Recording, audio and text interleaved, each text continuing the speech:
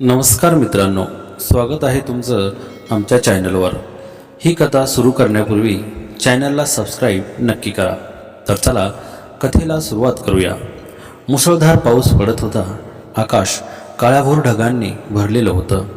विजा चमकत होत्या आणि वाऱ्याच्या झोतात पावसाचे स्फटिकधारांच्या सटी झाडांवर आणि रस्त्यांवर थैमान करत कोसळत होत्या। सह्याद्रीच्या घाटातल्या एका लांबट रस्त्यावर अशाच पावसात एक बस बंद पडली। सगळे प्रवासी ओलेचिंब होत जवळपासच्या आसऱ्याचा शोध घेऊ लागले। त्यात होती आरोही, एक शहरातली तरुणी जी एकटीच प्रवास करत होती। ती ओढाताण करत वाट काढत होती की तिच्या नजरेस एका टेकड्यावर एक जुनी पडझड झालेली पण अजूनही छप्पर असलेली झोपडी पडली। ती झपाझप त्या झोपडीकडे धावत गेली। झोपडीत शिरता शिरता तिला कोणीतरी आधीच आत असल्याचं जाणवलं। कोण आहे? तिने घाबरत विचारलं। घाबरू नका, मी सुद्धा हाच आसरा घेतलाय। हाय, माझं नाव प्रणय, तो म्हणाला। तो उंच दमदार बांध्याचा, थोडा दमलेला वाटत होता। त्याचे कपडे ओलेचिंब, डोक्यावरून पाणी थेंब थेंब गळत होतं। क्षणभर शांतता पसरली।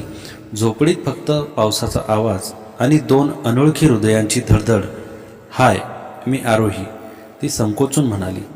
बरं झालं इथे आलो, नाहीतर रस्त्यावर गारठून गेलो असतो, तो हसून म्हणाला।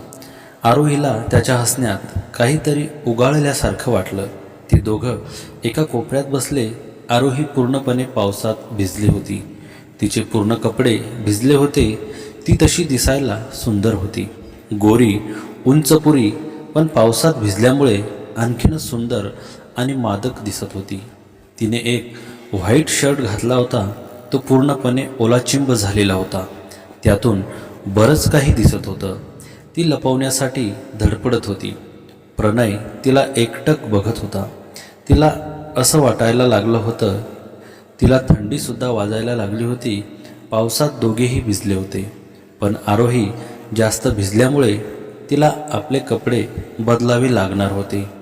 पण त्या झोपडीत असा आडोसा नव्हता की ते आपले कपडे बदलू शकेल।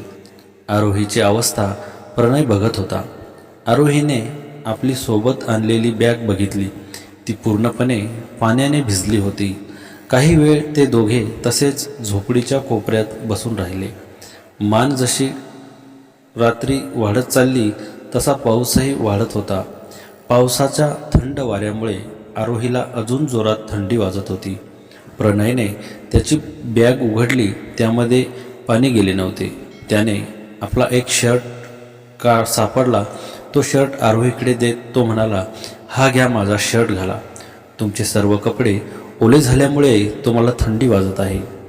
तिला काय करावे काही सुचत नव्हते। तिला वाटलं, ह्या व्यक्तीला आपण ओळखतसुद्धा नाही, याचा शर्ट कसा घ्यावा? आणि ह्या झोपडीत याच्या आणि माझ्या व्यतिरिक्त कोणीही नाही। ह्या व्यक्तीवर भरोसा करावा की नाही, ती मनातल्या मनात विचार करत होती। पण थंडी वाजत असल्यामुळे शेवटी तिने तो शर्ट घेतला।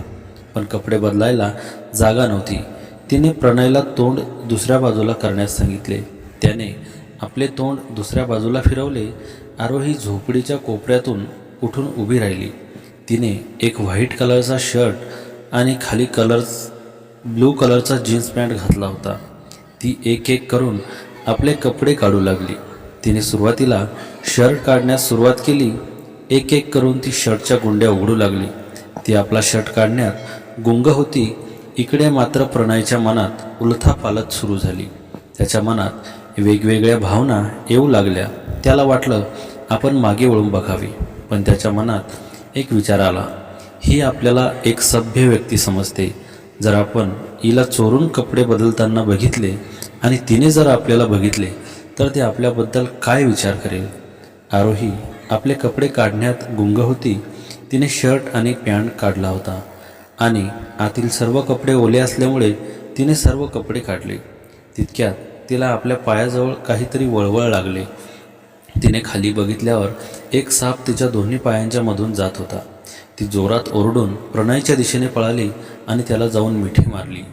ती हे सर्व विसरून गेली होती की तिने अंगावर एकही कपडा घातलेला नव्हता. ती प्रणयला एकदम चिकटून होती. अशी एक अचानक सुंदर तरुणी, तीही बिना कपड्यात. त्यामुळे त्याच्या मनात आग निर्माण झाली आणि तिला सुद्धा हवस वाटू लागली होती. त्या थोडक्यात ती थंडी, तो अंधार आणि ती जवळी दोघांनाही हळूहळू एकमेकांशी जोडत होती.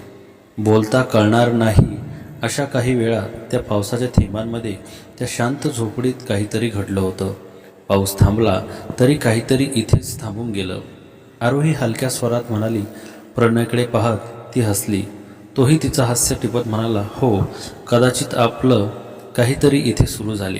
त्या रात्री त्यांनी काही वचन दिली नाहीत, ना स्वप्न रंगवली, पण पावसात भिजलेल्या त्या झोपडीत त्यांची ओळख प्रेमाच्या पहिल्या थेंबासारखी उमटली. पण त्याचबरोबर प्रेम अधिक खोलवर, रूढ आणि एक अनोखी खरी वाटणारी प्रेम कहाणी आकार घेते. त्या झोपडीतल्या रात्रीनंतर दुसऱ्या दिवशी सकाळी प्रणय आणि आरोही दोघं घाट उतरत होते. वाटेत फुललेली जांभळी फुले, वाऱ्याशी खेळणारी झाडं आणि त्यांच्या दोघांचं शांत समाधानाचं हास्य, ते पावसाने ओलावलेलं नातं आता ऊन पसरत होतं. शहरात पोचल्यानंतर आपण भेटत राहू ना, आरोहीने थोडा संकोच करत म्हणाली. प्रणय हसला आणि आपण एकमेकांसाठी परके नाही राहिलो. हे जे आपल्यामध्ये तयार झालं त्याला मी गमावू शकत नाही. त्या वाक्यांनी आरोहीच्या चेहऱ्यावर एक साजूक आश्वासकता उमटली. ती शांत होती, पण तिच्या हृदयात गोंगाट चालू होता. शहरात परतल्यावर खरं आयुष्य त्यांच्यासमोर उभं राहिलं. रहारदारी, कामाची घाई, मोबाईलवरचे ईमेल्स आणि जुन्या जगाचं वास्तव्य. आरोही एक प्रकाशक संस्थेत लेखक संपादक म्हणून काम करत होती. तिचं जग शब्दांनी भरलेलं पण खूप काळापासून पोकळ होतं. प्रणय एक स्वतंत्र छायाचित्रकार होता. त्याचं जग फोटोमध्ये होतं, पण त्याच्या प्रत्येक फोटोमागे एक गहिरं एकटेपण लपलेलं होतं. त्यांच्या नात्यात आता दररोज भेटी, कॉफी शॉपमधले चर्चासत्र आणि एकत्र चालणारे संध्याकाळचे फेरफटके यायला लागले. पण काही वेळातच आयुष्य त्यांच्या जवळीकतेची परीक्षा घेऊ लागलं. एक दिवस आरोही कामावरून थकून आली होती. प्रणय तिला भेटायला आला. तिच्या चेहऱ्यावर हसू नव्हतं. प्रणय, मला भीती वाटते आपल्या नात्याची. ते जे त्या पावसात घडलं ते खरंच होतं ना की क्षणिक मोह? प्रणय शांत झाला. तो तिच्या डोळ्यात पाहत होता. मी त्या रात्री तुला ओळखलं होतं आणि रोज नव्याने ओळखत चाललो आहे. पण हो, हे शहर, हे आयुष्य सगळं आपल्याला गोंधळात टाकत आहे. त्या ते दोघांनी फार काही बोललं नाही, पण त्यांच्या खांद्यावर आयुष्याची जबाबदारी आली होती. आणि आता प्रेम फक्त भावना नव्हे तर निर्णय बनत होतं. संधीची चाचपणी. एक दिवस प्रणयने तिला त्याच्या एका फोटो प्रदर्शनात बोलावलं. त्याच्या एका फोटोखाली एक ओळ लिहिलेली होती. त्या एका रात्री जिथे अंधार उजेड बनला आणि मी हरवून सापडलो. आरोहीला समजून गेलं की प्रणय तिचं अस्तित्व संपूर्णपणे स्वीकारतोय. तिच्या भूतकाळाकडे न पाहता ती त्याच्याकडे जाऊन थांबली. काही न बोलता तिने त्याचा हात आपल्या हातात घेतला. दोघं पुन्हा त्या झोपडीतल्या शांततेत हरवले. तर मित्रांनो, कथा आवडली असेल तर व्हिडिओला लाईक करा, शेअर करा आणि अशाच नवनवीन कथांचा आनंद घेण्यासाठी आमच्या चॅनलला सबस्क्राईब नक्की करा. धन्यवाद.